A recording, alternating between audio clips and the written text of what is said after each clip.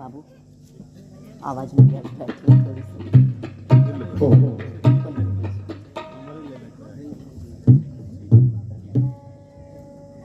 थोड़ा सा स्वास्थ्य अनुकूल नहीं है, फिर भी प्रयास करूंगी कि आप तक पहुंच सकूं।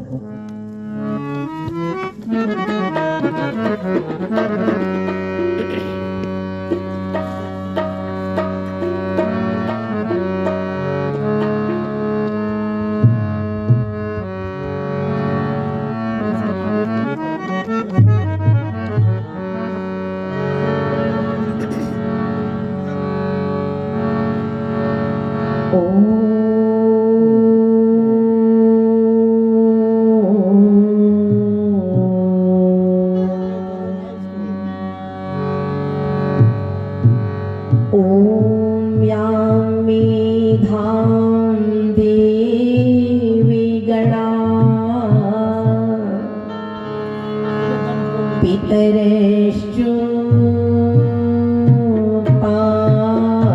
पितरश्चोपास्ते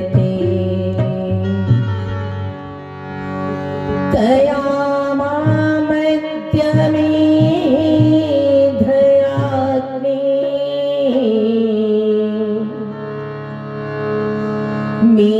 मेधाविनं कुरु त्वमेव माता च पिता त्वमेव त्वमेव बन्धुश्च सखा त्वमेव त्वमेव विद्या द्रविणं त्वमेव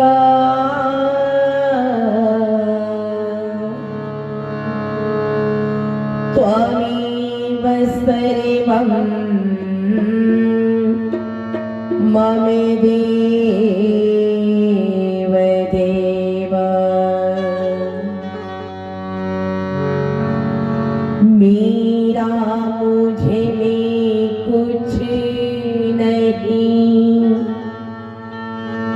जो कुछ है सभी तो तेरा तुझको सौंप दूं।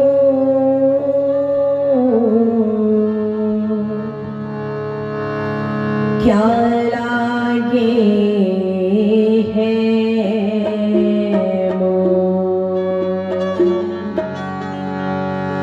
क्या लागे है,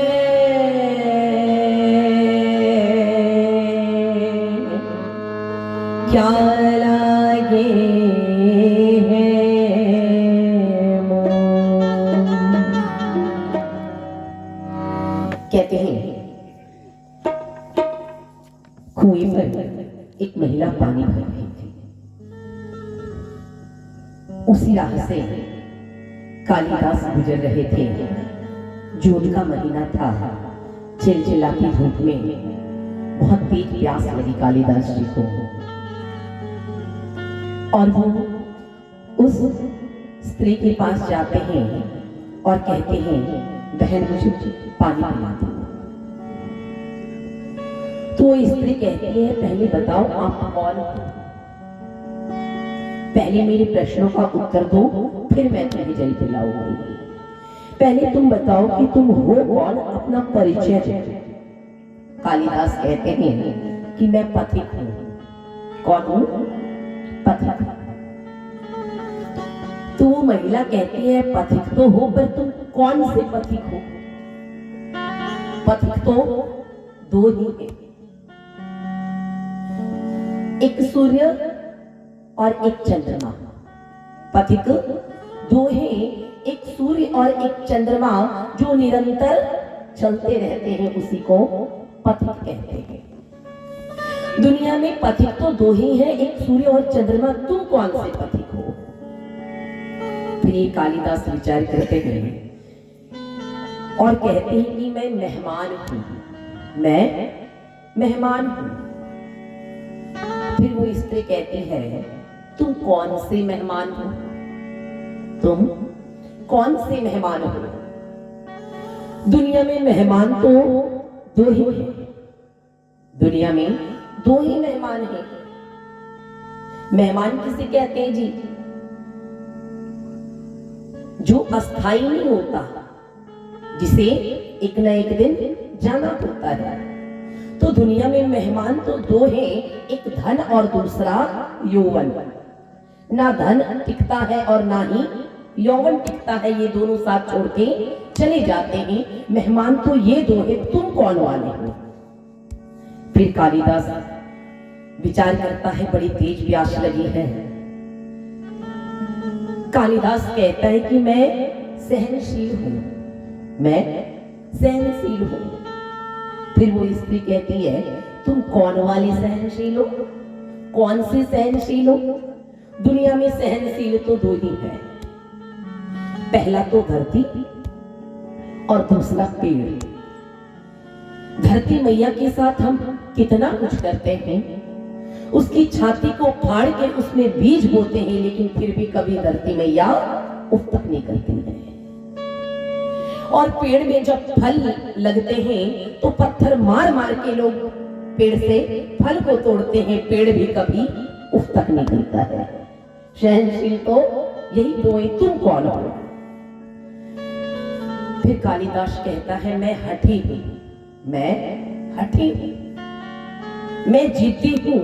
फिर वो स्त्री कहती है कि तुम कौन से जिद्दी हो? दुनिया में जिद्दी तो दो ही हैं, जिद्दी दो ही हैं, एक केस और एक नाखून। कितना भी काटो ये बढ़ ही जाता है। तुम कौन से जिद्दी हो? अब कालिदास झल्ला गया, अब करूं तो क्या करूं, इतनी तेज प्यास लग रही, मूर्छा आ रही। अब कालिदास कह रहे हैं कि मैं मूर्ख हूं, मैं मूर्ख हूं। फिर वो स्त्री कहती है तुम कौन से मूर्ख हो, तुम कौन से मूर्ख हो? मूर्ख तो दुनिया में दो ही है, एक तो दरबारी पंडित जो अपनी आमदनी के लिए राजा के सही में हाँ गलत में हाँ लगाता रहता है, हाँ में हाँ मिलाता रहता है, दरबारी पंडित मूर्ख होता। और दूसरा बिना योग्यता को प्राप्त राजा, बिना योग्य के जो राज्य को चलाता है, राज्य पे शासन करता, वो मूर्ख होता। तुम कौन वाले मूर्ख हो? अब कालिदास परेशान हो गए, मुझे प्यास लगी और ये प्रश्न कर रहे। अब वो पैर में गिर जाते, कहते हैं माँ मुझे पानी पिला दो, मैं बहुत तेज प्यासा हूँ, मुझे बहुत तेज प्यास लगी, मुझे पानी पिला दो।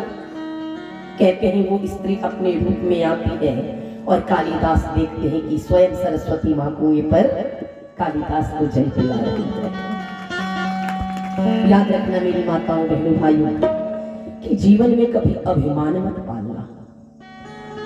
अगर अधिक धन हो जाए तो धन का अभिमान हो जाता, अगर बल हो जाए तो बल का अभिमान हो जाता, विद्या हो जाए तो विद्या का अभिमान हो जाता। और कालिदास की विद्या के अभिमान को तोड़ने के लिए स्वयं सरस्वती माँ कुएं पे विराजमान थी। इसलिए सबको पता है जो आया है एक ना एक दिन उसे जाना ही पड़ेगा। फिर किस बात का अभिमान?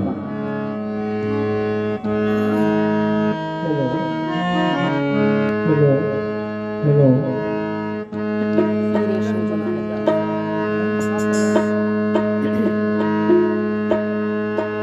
निवेदन करूंगी आप सब मेरे साथ मिलकर बोलेंगे।